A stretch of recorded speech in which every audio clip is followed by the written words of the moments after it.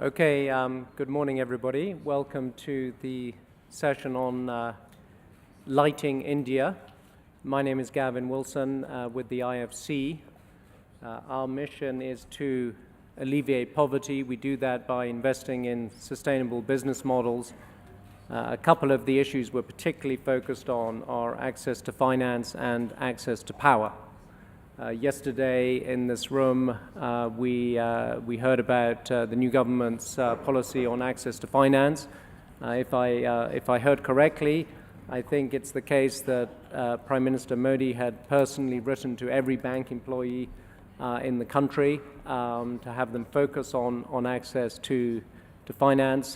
This morning we're going to focus on access to power, electrical power. 1/5 of the world's population do not have access to power. 1/5 of those are in India. So if you think about it, 1 in 25 people on this planet are Indians without access to an electrical socket. So if we can find a solution to this particular issue, then I think we'll have gone some way to achieving the forum's goal of making the world a better place. It's a topic that covers a number of dimensions: community development, the role of NGOs, technology, private sector participation, government policy, and regulation. And I'm glad to say we've got an excellent panel to address all these topics. We have the government minister responsible for this sector. We have a leading NGO, and we have representatives from both domestic and foreign private sector participants, both on the project development and equipment manufacturing side. So we're going to try and focus on solutions. I think the issue, the problem is easy to define. We'll try and make this as solution-orientated as we can, and also get as much participation from you in the audience as possible. So I will start by introducing each of the panelists in turn and ask them to give a succinct summary of their involvement on this topic and their perspectives. So first of all, Minister Goyal, you are the Indian Minister of State for Power, Coal, New and Renewable Energy. What is your perspective on this topic? Thank you, and a very good morning to all of you. I think it's very appropriate that the World Economic Forum is discussing about lighting India, particularly when it saddens us that 67 years after independence, 1/4 of our people are still deprived of as basic a need as electricity. I think we are all very conscious of what happens even if the power goes off for 5 or 7 minutes in our home or our office, or if it happens in the industry, what kind of damage that causes, and particularly the huge impact that power can have in the quality of life of people. We do believe that that will be one of the most pressing challenges before the new government in Delhi. We do believe that it is time that we delivered 24/7 power to the length and breadth of India. And the slogan of Power for All, which has seen many milestones over the last few years, finally culminates into action, into performance, into reality. I think it's time that the people of India see this particular aspect of their life completely fulfilled. Fortunately, the mood of the nation has changed. There was a time when good economics did not necessarily lead to good politics. But I think the people of India are now recognizing development, recognizing performance, and there is an acceptance, a general acceptance for change, for a paradigm shift in the way politics of appeasement in India ran for many years. I personally believe making India power surplus, making India completely power enabled is not a dream. It can be made into a reality given the time frame of this government. And I see that 2019, when we go into election in the for the Indian Parliament, we can see a situation where we will have power for all businesses, for all homes, for all offices, right through the length and breadth of India. It's a challenge Mr. Narendra Modi, the Honorable Prime Minister, has accepted. His track record in Gujarat is of performance. He has delivered on this promise in Gujarat. The people of India have rewarded him. And I'm certain that under his leadership, the kind of inspirational leadership and vision that he brings to the table, I'm fairly confident that we'll be able to succeed in our mission. There are these aspects of power, whether it's generation, whether it's transmission and distribution. I may add, it's also about collection in India, to be able to get your money out of the system. And then there are issues related to climate change and security, energy security, that the government is very conscious of. We are addressing each of these challenges in a very systematic and focused manner, more while we do our discussions on all of these subjects. Great. Minister, thank you. Ashwin Dayal is the MD for Asia for the Rockefeller Foundation. The Rockefeller Foundation have a very specific proposal on this topic called Smart Power for Rural Development, which we'll have time to go into in some detail in a moment. But Ashwin, maybe just in terms of your sort of general perspective on this topic, and in a sense, how to define the issue. What is the problem we're trying to solve here specifically? Thank you. Good morning, everyone. Minister. Actually, the minister just used the term paradigm shift, and it's often an overused term, but I actually think it's a very apt term for the kind of problem that we're trying to deal with now. And when we look at the energy and electricity challenge, and when we looked at it across the world, but especially in India, we think about the scale of the challenge, and we have to think about the scale of the challenge in two ways. There is the production gap. I mean, we have a basic electricity generation problem, and that's a gigawatt scale of challenge. But we also have a human scale of challenge. We have these hundreds of millions of people who aren't connected to the grid, who aren't able to access reliable electricity on a day-to-day basis. And they're not very bankable consumers at the moment, and that therein lies the problem. And that is the scale of the challenge that we're really interested in trying to address. How do we increase access? How do we get more people connected to reliable 24/7 energy, electricity, so that they can not just invest in their domestic needs, lighting, and being able to improve education and health, but also look at productive needs. How do we get more micro-enterprise development going in villages? How do we encourage more economic activity to be coming in? So for me and for the foundation, the energy challenge is not an isolated one. It is the catalyst that can actually bring about a real revolution in rural India. What's exciting right now is that we're seeing a convergence of thinking. The fact that the minister is now the minister for both power as well as new and renewable is a very exciting move forward, because we can work together on a mixture of different models. When you think about the solution in rural India, we have to think 7-Eleven rather than sort of Walmart. The idea of decentralized renewable energy systems that are scalable, where you can bring in different levels of entrepreneurs working in partnership with government. This is what we have just taken a decision to invest in India, because we think there's huge potential, but this is also a big challenge. If it was easy, we would have solved it already. So our intention is to invest in 1,000 mini-grids over the next 3 years to try and make sure that this movement can really build and grow, and that we can converge more players and really build a long-term energy future that is secure for rural India. Thank you.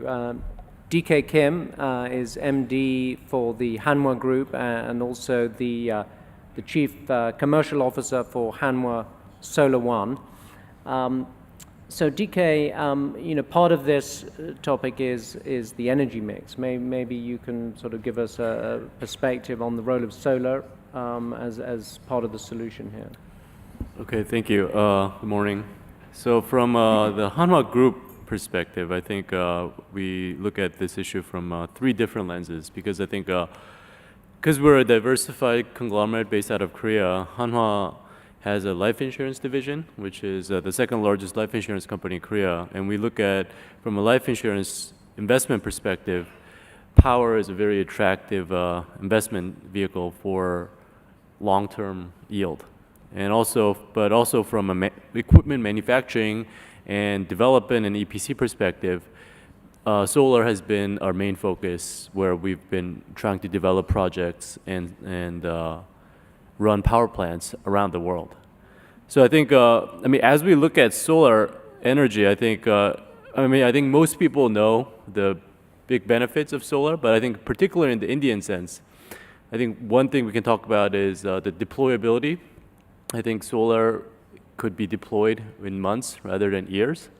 And I think another issue that hasn't been mentioned as much in India, but I think is mentioned much more prominently in China, is the air pollution issue. I think the quality of air in India is, as people become more and more richer and as economic development takes place, I think the coal is just not a sustainable way for the air pollution. And obviously there's the issue of climate change. But more from a investment perspective, though, I think solar provides an attractive investment vehicle for the private sector, because I think solar energy, there's no risk of fuel price that goes into the equation. So I think for many pension funds or insurance companies, having a 25-year investment that yields consistent yield over a lifetime of 25 years is very attractive. So I think as we look at this challenge that we face in India, I think private sector working alongside the public sector will be key, and I think the government could really attract a lot of investment from the private sector and from the international community as well, as long as the government can provide a stable and the right environment for investment. And I think the willingness is definitely there, and I think the pricing of the technology is where we want it. So as long as I think the government provides the certainty for the investors, I think the investors are ready to flock to India and make these kind of investments and the transformations. Thank you. TP Chopra, you are President and CEO of Bharat Light and Power. For many years, you were also President and CEO of GE India. I know GE does a lot of different things, but I still think of light bulbs when people say GE. Wearing your new hat, what is your involvement in this particular topic with Bharat Light and Power? Well, thank you very much, Gavin, and it's good to see everybody here in the morning. I know it's a little early, and for me it's an honor and a privilege to be out here on this panel. Let me take a step back and lay out what I believe is the real problem in this country. There are 4 key trends that are really going to change and shape the way we solve this challenge. The first one is our population in India continues to grow, and as a result of that, the consumption of electricity is going to grow dramatically. In the United States in 2010, consumption of electricity was roughly about 13,500 kilowatt hours per person per year. In China, in 2010, it was 2,944 units per person per year. In India in 2010, it was 626. And over the last few years, China's at about 4,000. In India, we're at about 850 units per person per year. And that number of consumption and demand is only going to increase. The second point is urbanization. In India today, we are roughly, I think, about 30%. We have an urban population, and I estimate that by 2050, 50% of our population is going to be in an urban. So we're going to have a massive concentration of people in small areas. Point number 3, in 2011, we had about 22 megacities around the world, so cities which had more than 15 million people. By 2025, we should have 35 megacities around the world, and a lot of these are going to be in India as well. So as a result of that, I think the demand for energy in a country like ours is going to increase dramatically, and the question is, how do we solve this challenge? And we at Bharat Light and Power are a clean energy utility. We basically focus on building, owning, and operating wind and solar farms across the country. And then what would be great to discuss is how do we solve the challenge given the fact that we have an accessibility challenge, an availability challenge, and an affordability challenge. And it really is one of the biggest challenges we've had anywhere in the world. But I really believe that we have an opportunity in India to transform the way energy is produced and consumed in this country. The kind of developments that we've seen in technology over the last few years, I really believe that in a country like ours, we can really leapfrog the solutions that were done in the West to really provide the next generation of disruptive technologies to make a difference in solving this challenge in India. Okay. Well, thank you all for those opening remarks. So it seems to me that whilst we're all focused on finding a solution here, that the problem itself is growing in magnitude, sort of as we talk about it. So, Minister, if I could ask you maybe to define what would success look like? So, over the next 3 to 4 years, do you have a specific timeline with specific objectives? Are you able to sort of put some numbers around that? Illuminate the topic for us. I'll start with a little background. What we have today is about 53 million homes who are not yet electrified. That's the first challenge. Second, we have a large amount of industry and offices working out of diesel generator sets and inverters. This latent demand of 53 million homes, this demand out of the alternate energy sources, which is extremely expensive and environmentally very unfriendly, put together with the growing industrialization, with the growth of 8 to 10% that India would like to see in the next few years, I can see the requirement for power double in the next 5 years. So we are doing about 1 trillion units of electricity generation today. I see 2019 at 2 trillion units. That's the first objective that we have before us. Obviously, for that kind of generation, we have 3 options. One is increased utilization of existing assets, a lot of which is stranded, better plant load factors and better fuel supplies, most of which goes back to sorting out the fuel supply problems. And lastly, as many of the other co-panelists said, improving the electricity mix. Even today, while we have about 12-13% of installed capacity as alternate or renewable energy, the actual units is only 6%. So we've set an objective of addressing these 3 issues. We are working on what has to be done with the coal production in India, and there we have a 3-track solution. One, as many of you are aware, we've come out with the ordinance which has addressed most of the issues that the Honorable Supreme Court had passed judgment on, strictures on. And I see in the years to come the private sector playing an increasingly important role in the production of coal, which is an essential input for power. And even today, after all these years, the US of A still has over 60% thermal power generated, with all the great talk about renewables and nuclear and all of that. So I see that would be one of the defining features of how much we can get the private sector to get into coal production.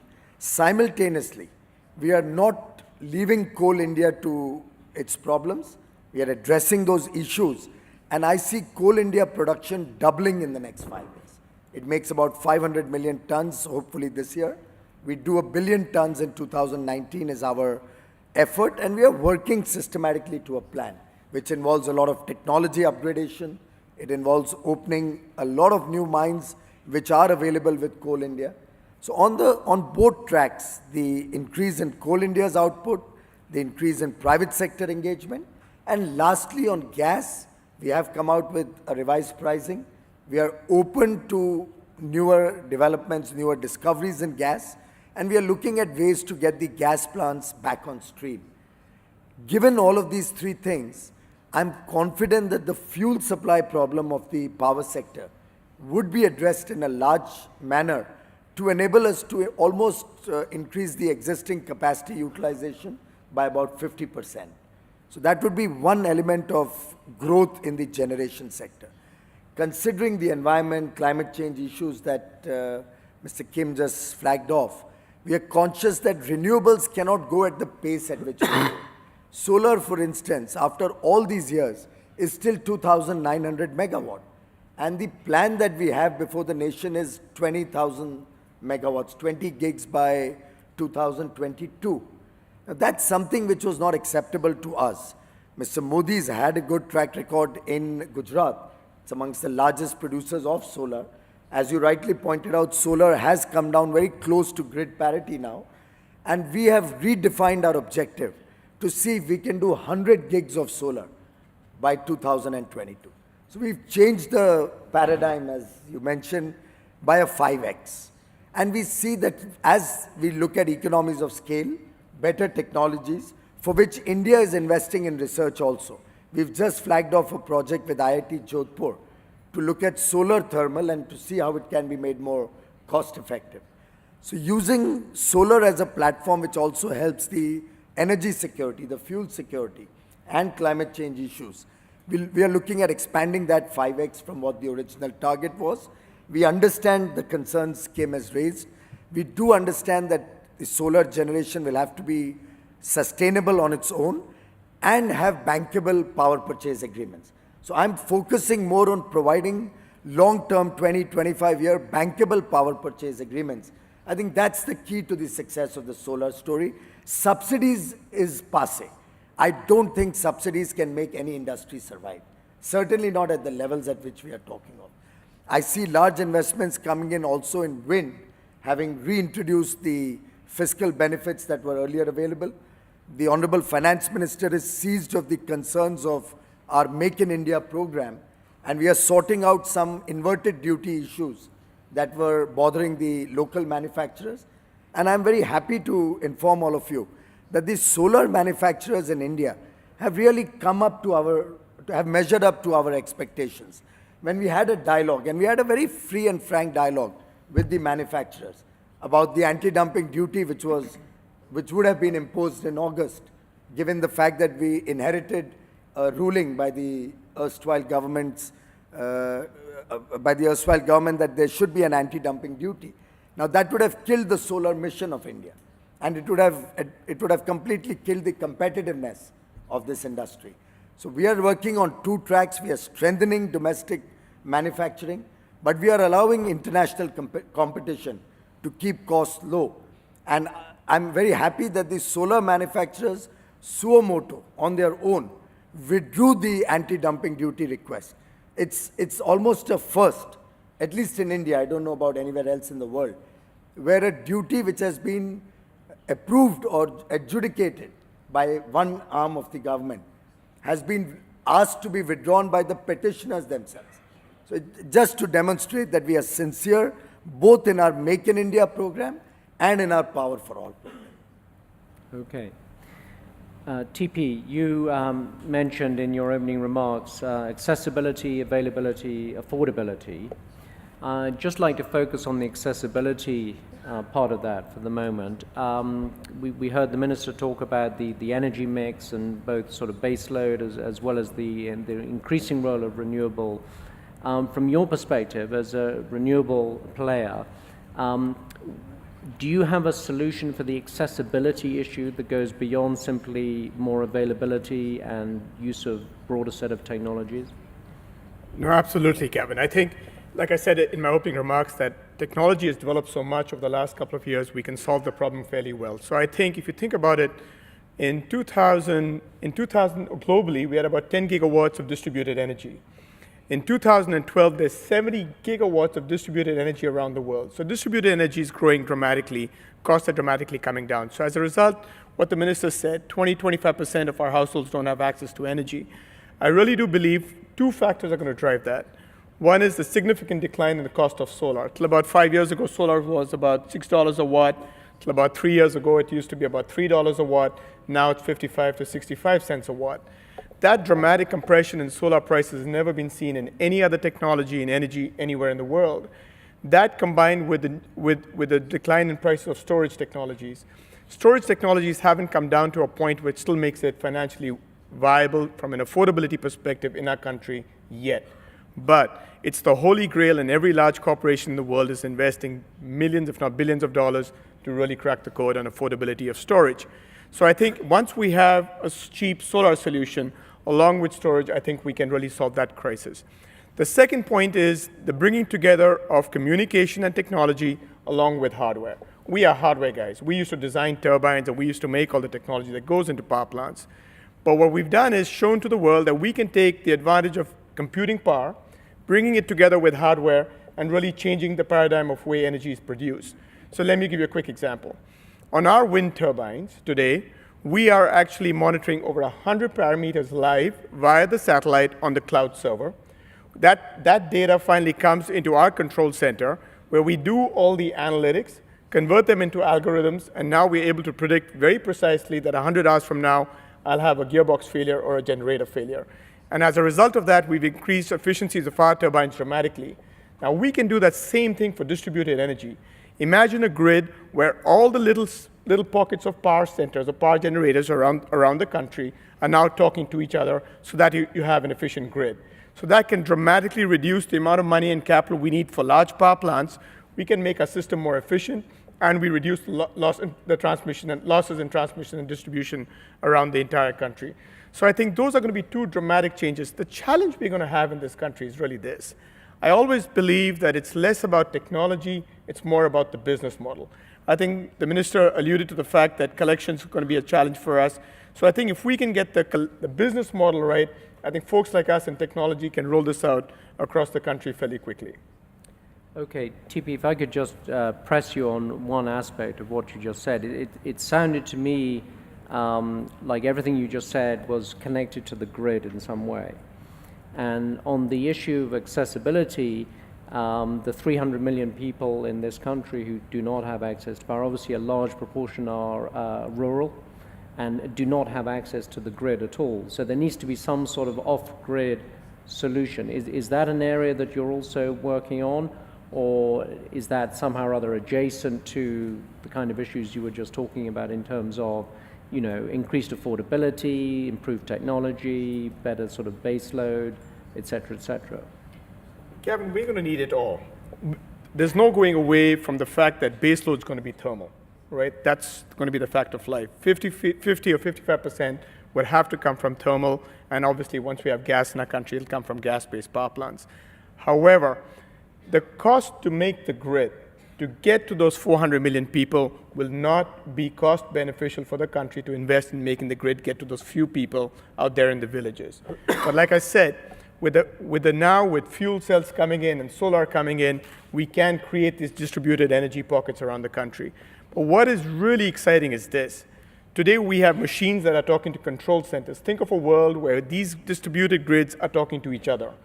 And as a result of communication technologies today and the use of big data and analytics, we can have these little units or microgrids around, but still talking to each other, where we can balance loads and we can actually analyze where we need more efficiencies.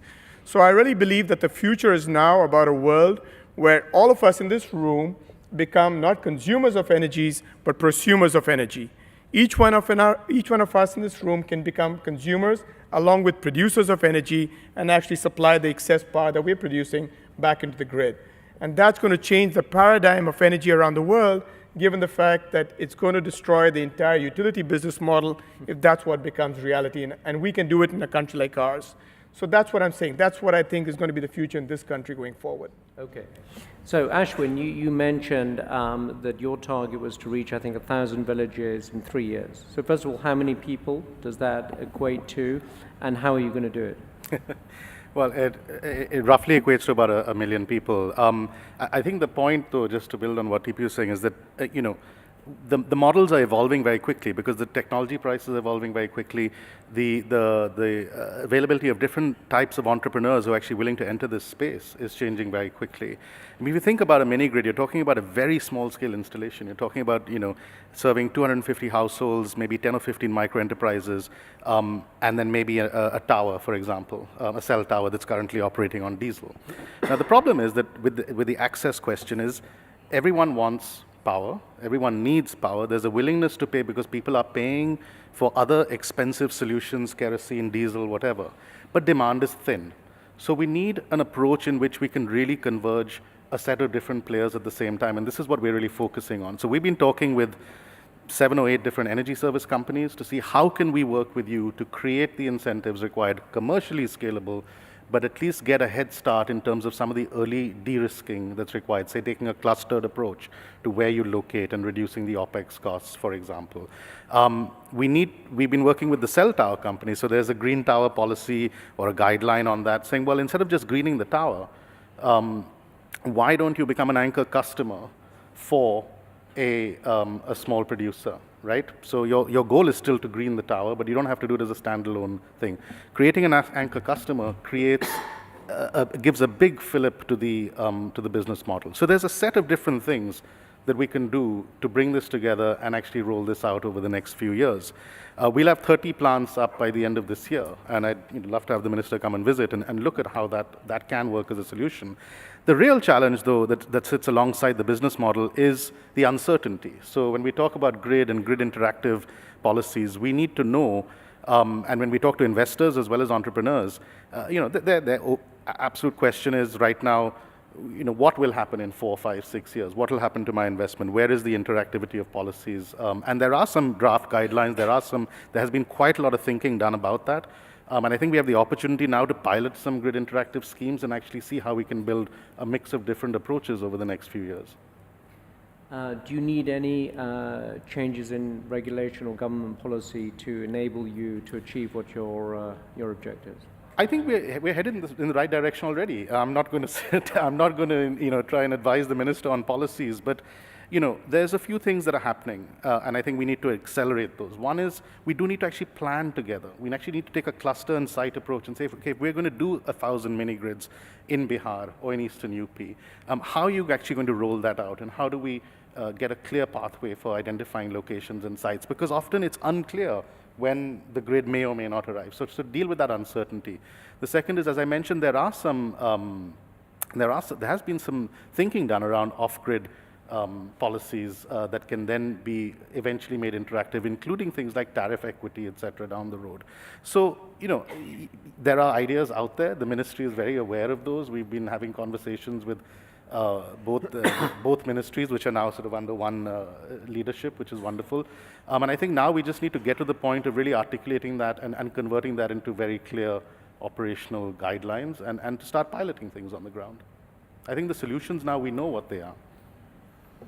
DK, you have experience, obviously, in dealing with similar issues in other countries. And any lessons learned, particularly from Solar One's experience in China, that we could apply here?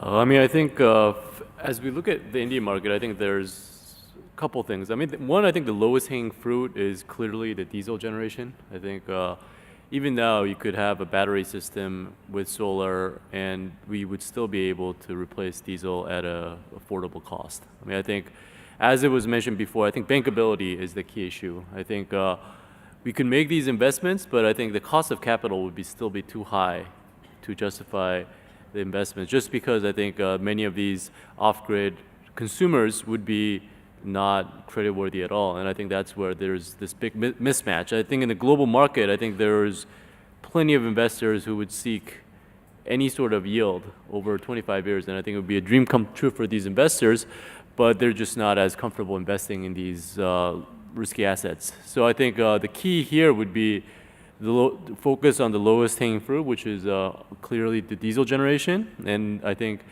we have to figure out a way, both the government and the private sector, to make sure to lower the cost of capital as much as possible. And I think from my perspective, that's the lowest hanging fruit. And the other one is that I think we see in China that that more and more the air pollution issue has become a driving force to kind of pressure the government. Because I think, at the end of the day, climate change is an important issue, but people don't complain about climate change on a daily basis. I think air pollution, once it gets past a certain threshold, becomes a daily issue and a health issue for everyone involved. And I think as India doubles capacity in power generation, I think that is going to become a more and more politically salient issue, I think. And I think that's where there could be a lot of political will mustered towards bringing in greener energy. And I think last thing is, I think we've seen in other places like in Europe where there have been retroactive tariffs applied, changes in government regulation that have really killed the industry, like in Spain or in the Czech Republic. So I think the certainty, as much as it's possible in a democratic country, the certainty of regulation and the long-term stability of a policy, I think, regardless of who's in power, because these investments are 25-year investments, would be really important for the foreign investors to make these kind of big bets in a country that they see as higher risk than, let's say, the UK or the US. So DK, one of the things you said there makes me feel a bit more pessimistic about the potential outcome here, which is your reference to cost of capital. I have seen, some proposals that involve distributed solar-based systems linked to telecom towers as kind of anchor users, and as a result allowing that solar-generated power to be distributed in a kind of mini-grid in a particular locality. Is that something that Hanwha's been involved in or Solar One's been involved in? Ashwin, I know you probably have something to say on this topic. I don't know if that fits into your sort of model that you're trying to roll out with the Rockefeller Foundation. But are there business models where the cost of capital isn't actually a gating issue to actually roll out some of these distributed energy off-grid systems? I mean, I think cost of capital is important, but I mean, I think even with the relatively high double-digit cost of debt that we see in India, I mean, projects have gone through. I mean, I think, but if you compare what the project debt we can source in other countries like Japan or the UK or US, where it's 2-3% over 20 years compared to double-digit debt that we source in India, I think there's that much more potential for India. And I think if you look at especially the willingness for investors, as we see in the US and other places where there are yield codes where you actually publicly list these assets because they're stable yielding, dividend yielding assets, and that further lowers the cost of capital. So I think, yes, the cost of capital is important, but whether it's cell towers or microgrids, I think as long as we can add a certain investable kind of make it as investable as possible, I think we can even give higher yields and investors will still come and the project itself will be viable. Ashwin? I mean, there's no question that the cost of capital in India is a huge constraint, and I don't have an easy solution for that. But what I would say is, we do need to look at, there are things like priority sector lending, which reduces the cost of capital. We have to think about how that can be applied, for example, to decentralized infrastructure. We, as a philanthropic foundation, recognize that there are moments in time when you're trying to catalyze a new field that does require some, I wouldn't call it subsidy, but certainly some level of de-risking at a small scale so that you can start to then bank on the scale, bringing the costs down. So, you talked about the tower companies, they are in a very competitive environment. They're looking for savings at any part of their chain, and so there's an opportunity there as well. The big X factor unknown is what will happen to technology costs over the next 4 or 5 years on storage, for example. If there's a major breakthrough on that, that'll tip the business model and cost of capital become less of a constraint. So, we have to work on several moving parts at the same time to try and get the system moving, but there's such a sense of urgency now. We can't wait. And if it does require a certain amount of de-risking from organizations like ours, then we do that. But we've got to bet on that being able to translate into a scalable model over time. And that's why we're targeting 1,000, because I think any less than that, we won't really be able to demonstrate that. Okay, so in a moment I'm going to open it up for questions and comments from the audience, but Minister, maybe... One comment to yes. address some of the concerns that have been flagged off, because I think all the concerns are legitimate. I'm seized of those issues, and we have a solution to every one of those issues. First of all, I appreciate what TP had said. Storage is the key to the long-term success of the off-grid solution. I think when I took charge of the ministry, we had one pilot working on storage, improvising the storage system. I've made that 6 now. We have 6 pilots working. And I think Samsung is probably in town meeting me tomorrow, day after. We are aggressively going behind storage systems, because we do realize the off-grid story will work with that. Having said that, there are different levels on which each of these stories work.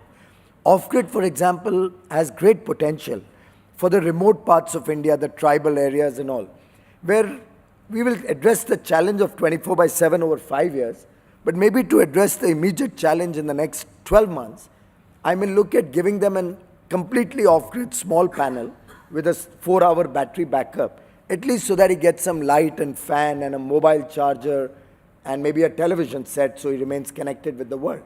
So we'll have to look at solutions at different levels and an interim and a final solution.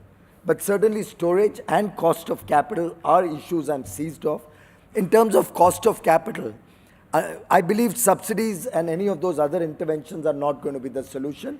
Then you're back to fiscal deficit and you're back to challenges which you've already grilled my Honorable Finance Minister with yesterday. I think the story will go as follows. A, I'll improve the bankability. This government will focus on the bankability of your selling, the sale of power. If, for example, if a good AAA company assures you 25 years sale of your output, I'm sure the bank will give you a much better term.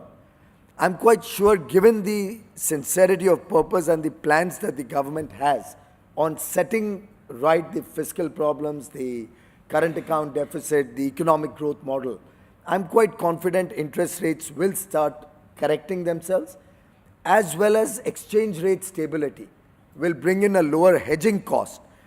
A combined factor of foreign borrowings, lower hedging cost, economic stability leading to softening of interest rates, which the Honorable Finance Minister alluded to yesterday. I'm sure the combined impact of all of this will have a significant factor to reduce the grid parity to renewables. And lastly, good performing companies, which are probably at the marginal rate of tax, paying 33% tax today, would find it very attractive to leverage solar and renewable energy systems, wind also, where you get accelerated depreciation of nearly 80% to bring down their tax incident. And I've actually done a working for the public sector undertakings like NTPC and Coal India, where I found that if I leverage the AAA rating to borrow cheap, punt a little bit maybe on the foreign exchange where I'm very confident of stability in the years to come, and because of the fact that I pay 33% tax in these companies, when you bring these things together, you actually have a situation where you can almost have grid parity today. So I've asked the office to draw up a list of the top 250 taxpayers who are at the marginal rate. And I'm looking at engaging with them to start investing in renewables. They get the advantage of better capital costs, tax shield, and they have a 25-year annuity income, which is pretty much safe and secure. So I see off-grid solutions coming in, albeit at different stages. The individual units first, as we develop storage, the mini grids developing in a bigger way. But end of the day, what TP rightly mentioned, every home, every office will want to get grid connected. After all, he's not looking for power in the daytime out of solar, or he's not looking at sporadic power, so wind may just stop producing as it has today. These 3 months are the lean months where you don't get wind power. So renewable will ultimately be a feed-in into the system. Solar has excellent advantage that it comes in the peak hours, so you are strengthening the peak. Gas becomes a spinning reserve for the nation, so you bring in grid stability and avoid the kind of distress that 2012 India saw, the collapse of the grid. So I think the overall fact that India has a credible government, we are bringing in transparency into the whole working of the government, we have a robust legal system which you can trust. All of these things put together, I visualize an investment of nearly $250 billion in this sector in the next 4 or 5 years.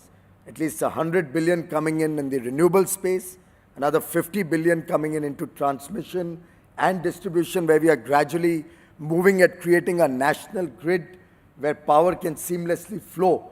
And we don't have a situation where Chhattisgarh has 1,000 megawatts. They're desperate to sell. There are states in South India, there are states in Northern India desperate to buy. And we have the kind of situation that we faced in Delhi last year, where we didn't have enough transmission lines to bring power into Delhi. So we are working at addressing each of these issues. Huge investment opportunity, since that's what the Economic Forum is all about. I see power as the driver of the economy as we go forward. and I believe a great opportunity for you to come in, for you to invest. And I can, on my part, only assure that this government is sincere in giving power to all, and this government will protect investments as we go forward. Okay, well, thank you, Minister. So with that as a rallying cry, any questions or contributions from the audience? And when I call on you, if you could just identify yourselves and also specify if there's a particular panelist that you'd like to answer the question. So we have first hand up, I think was just right here. Thank you. Can you hear me? Madhur Bajaj, Bajaj Auto. We were very encouraged, Mr. Goyal, to hear about your roadmap and your plans, very, very ambitious. You will agree that you will need to stretch every source of energy. Now, nuclear energy could give you 20, 30,000 megawatts if you tweaked a few clauses. My foreign friends say that, you know, the liability clause, for example. Now, I tell them that we don't want a Bhopal type of situation, etc., but we can perhaps balance it. You mentioned, and I think Mr. Dayal, right in the beginning, mentioned that how are you going to have the grid right up till the last village or last house? You also said about the battery package or something.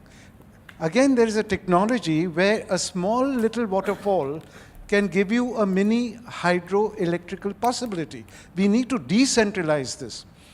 Thirdly, I think it's important to tap every possible R&D which is trying to make the cost low of renewable energy like solar, and buttress that up, supplement that with our own R&D efforts, which I think is lacking in India. Thank you.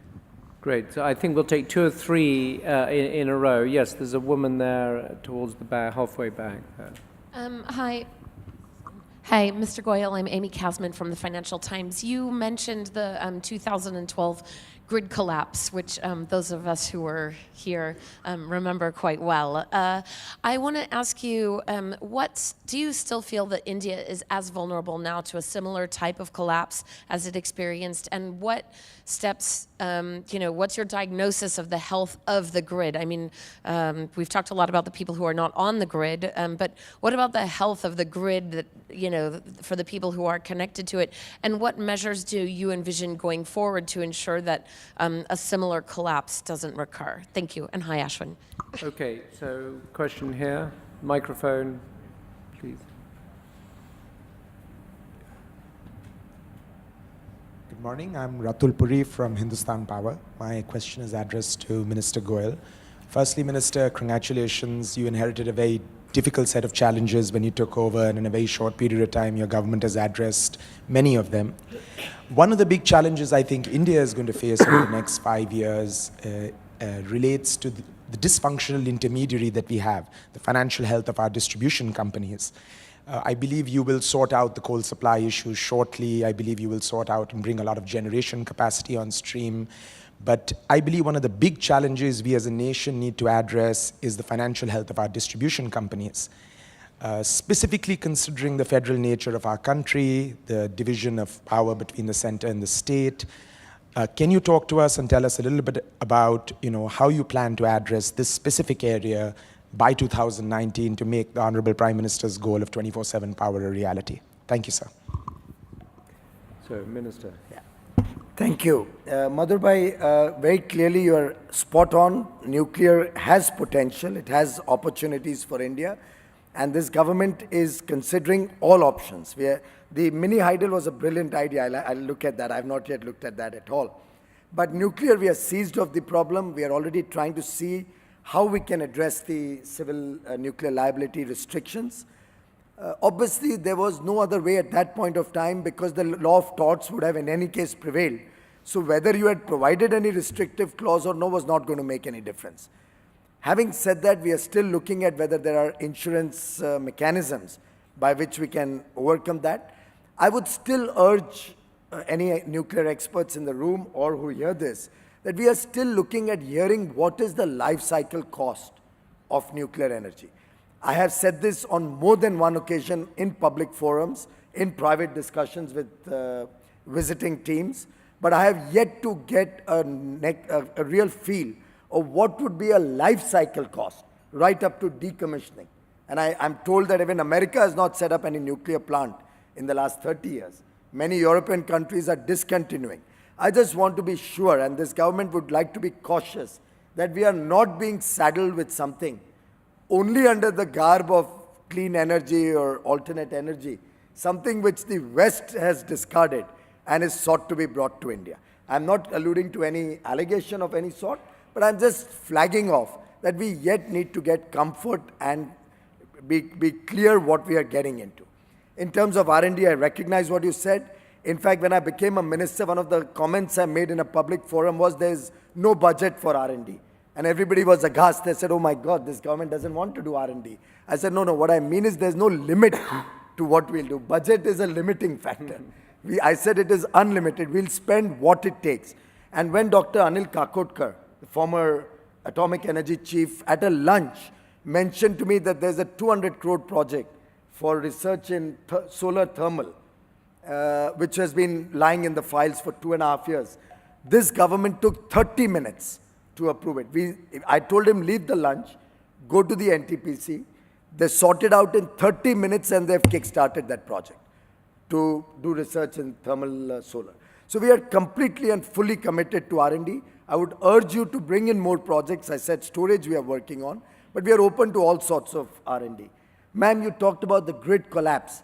Very good point. We are very seized of that. And I can assure you it's one of the critical issues that is being monitored on a 24/7 basis. We have a huge monitoring station. The country has already introduced N-1 and brought in redundancy into the transmission grid, often to the chagrin of many states or many power generators who don't get transmission lines because of this restriction. We have also brought in heavy penalties for people who disturb the grid frequency. We are now looking at gas being the spinning reserve, which will come in during this period to ensure grid stability, and maybe we may have to even incentivize more production to ensure that there's grid stability. So every effort is being made that we can move towards N-2 in the years to come to further strengthen the grid. But what we have inherited is a lack of transmission systems across the length and breadth of India. And that is why I said there's a 50 billion opportunity. A lot of lines are being opened up. A lot of tenders are coming out all through e-auction, reverse bidding. And I think that's a business opportunity that you should not miss. I'm quite confident that a problem like that will not occur and is being monitored very carefully. Ratul, you talked about dysfunctional intermediaries. One challenge which I think I'm a little foxed with, still don't have an immediate solution, but I see two silver linings. One, states are recognizing the fact that this can't go on too long. So I'm not very concerned about center-state issues. By and large, states are also conscious that they have to sort out this issue. They are coming on board. We are having a continuous dialogue. With interest rates softening, I see the stress on the local electricity boards reducing. The center cannot come forward every time with a package. We've already had a financial restructuring package in 2012. Of course, I have gone through that package. It really was no package. But we'll look at parking this problem, sorting out the immediate requirements to reach power to all the people. My personal belief is, if you promise people the moon and tell him you have to pay for it today, he's not going to do it. But if you deliver the moon and then ask him to set right the costing, I'm sure people in India are conscious of their responsibilities. They'll be happy to support any effort to bring 24/7, but the cost of that will have to be passed on to him after you have ensured quality and affordable power to him. And you can't promise him something which he has over the years lost faith in, but keep burdening him with more costs. So our approach is that we'll probably have to park a few problems, move forward, reach out to the people for a better quality of life with power in their homes, in their offices, in businesses. Let the economy of the country improve, generate more jobs, make people self-reliant and give them the ability to pay. And I'm sure the problem can then be resolved in a more amicable and satisfactory fashion, which is to the liking of the people of India. So we're out of time, I'm afraid, but I'd like to thank the panelists. We've had a robust discussion. I think we've covered a number of different areas. I think we've touched on coal, hydro, wind, solar. I think the moon even came into it there at the end. And so I'd like to thank TP, DK, Ashwin, and Minister for your illuminating comments. So thank you very much indeed, and thank you to the audience. First of all, Minister Goyal, you are the Indian Minister of State for Power, Coal, New and Renewable Energy. What is your perspective on this topic? Thank you, and a very good morning to all of you. I think it's very appropriate that the World Economic Forum is discussing about lighting India, particularly when it saddens us that 67 years after independence, a quarter of our people are still deprived of as basic a need as electricity. I think we are all very conscious of what happens even if the power goes off for 5 or 7 minutes in our home or our office, or if it happens in the industry, what kind of damage that causes. And particularly the huge impact that power can have in the quality of life of people. We do believe that that will be one of the most pressing challenges before the new government in Delhi. We do believe that it is time that we delivered 24/7 power to the length and breadth of. Can find a solution to this particular issue, then I think we'll have gone some way to achieving the forum's goal of making the world a better place. It's a topic that covers a number of dimensions: community development, the role of NGOs, technology, private sector participation, government policy, and regulation. And I'm glad to say we've got an excellent panel to address all these topics. We have the government minister responsible for this sector. We have a leading NGO, and we have representatives from both domestic and foreign private sector participants, both on the project development and equipment manufacturing side. So we're going to try and focus on solutions. I think the issue, the problem is easy to define. We'll try and make this as solution-orientated as we can, and also get as much participation from you in the audience as possible. So I will start by introducing each of the panelists in turn and ask them to give a succinct summary of their involvement on this topic and their perspectives. So first, okay, good morning, everybody. Welcome to the session on Lighting India. My name is Gavin Wilson with the IFC. Our mission is to alleviate poverty. We do that by investing in sustainable business models. A couple of the issues we're particularly focused on are access to finance and access to power. Yesterday in this room, we heard about the new government's policy on access to finance. If I heard correctly, I think it's the case that Prime Minister Modi had personally written to every bank employee in the country to have them focus on access to finance. This morning we're going to focus on access to power, electrical power. 1/5 of the world's population do not have access to power. 1/5 of those are in India.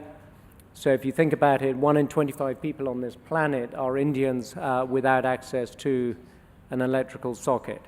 So if we businesses, for all homes, for all offices, right through the length and breadth of India, it's a challenge Mr. Narendra Modi, the Honorable Prime Minister, has accepted. His track record in Gujarat is of performance. He has delivered on this promise in Gujarat. The people of India have rewarded him. And I'm certain that under his leadership, the kind of inspirational leadership and vision that he brings to the table, I'm fairly confident that we'll be able to succeed in our mission. There are these aspects of power, whether it's generation, whether it's transmission and distribution. I may add, it's also about collection in India, to be able to get your money out of the system. And then there are issues related to climate change and security, energy security, that the government is very conscious of.